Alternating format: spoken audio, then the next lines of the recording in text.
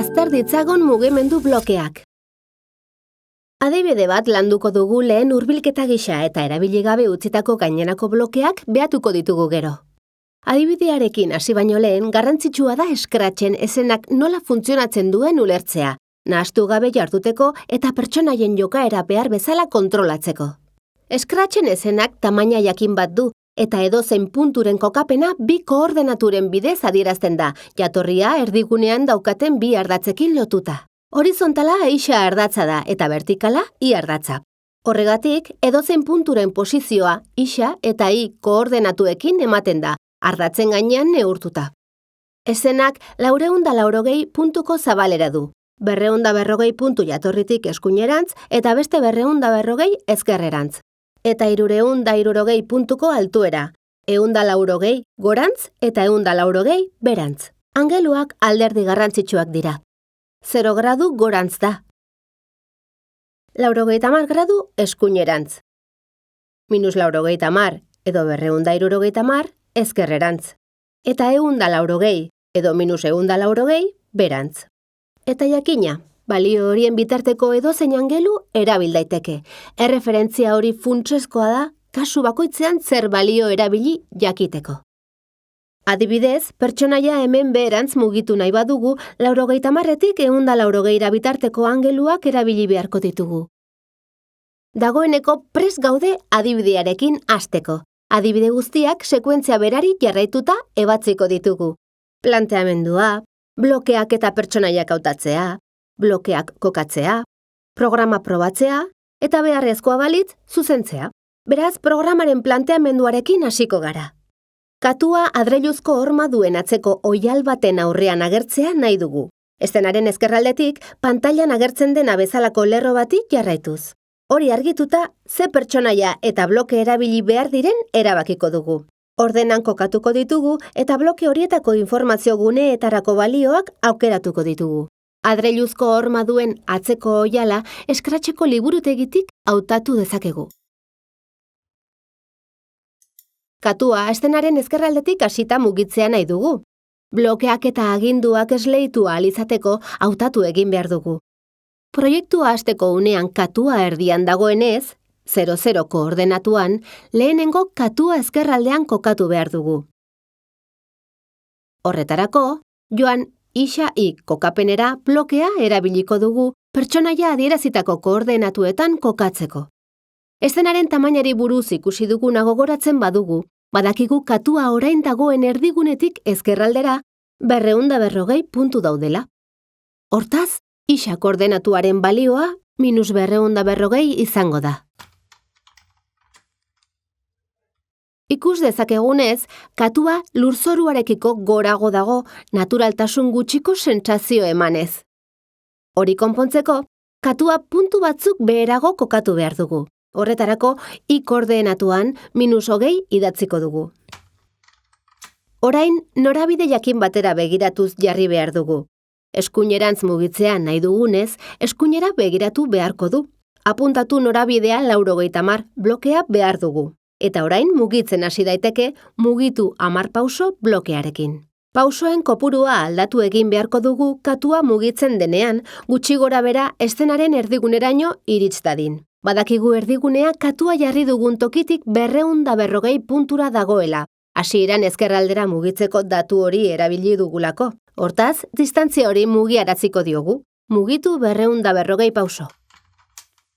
Hurrengo urratsa berantz mugitzea denez, biratu 90 gradu blokearekin beherantz begira jarriko dugu, blokean marraztutako geziak adierazten duen bezala erloju orratzen norantzkoan.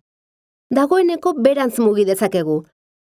50 puntuko balioa balia dezakegu, mugitu 50 pauso blokean jartzeko. Berriro ere, eskuinera begira jarri behar da, mugimendua amaitu dezan. Horrenbestez, berriro eskuinera begira dezan, biratu 90 gradu blokea erabiliko dugu, baina oraingoan erloju orratzen kontrako norantzkoan. Beste era batera ere egin zitekeen. Programazioan problema bat ebazteko modu bakar bat baino gehiago izan daitezke matematikan, fisikan edo zientziaren beste arlo batzuetan bezalaxe eta guztiek balio dezakete. Azken bira honekin mugimendu amaitzeko prest dago.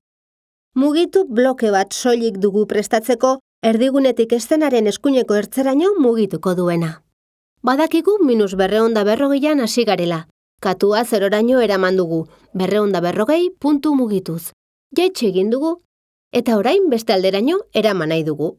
Hortaz, beste mugitu 240 pauso bloke bat beharko dugu. Honekin amaitutzat emango genuke blokeen aukeraketa. Gauzatu behar diren ordenan jarri ditugu eta bloke bakoitzeko informazio guneetan ezarri behar diren balioak kalkulatu ditugu. Programa probatzeko unea da. Bloke pilaren lehen blokean klik bikoitza eginez proba dezakegu. Zerbait gertatu da, baina katuaren mugimendua ez da antzeman. Hain azkar mugitzen denez, ez dugu ikusten guk diseinatutako ibilbidea egiten. Mugitu blokeen ordez, irristatu blokeak erabiliz konpondu dezakegu. Irristatu bloke batekin mugimendua burutzeko zenbat denbora beharko duen erabaki dezakegu. Hala, azkarrago edo astiroago ibilarazi dezakegu. Baina orain ez da puntu kopuru jakin bat egituko baizik eta iritsi behar duen puntuko koordenatuak eman behar zaizkio.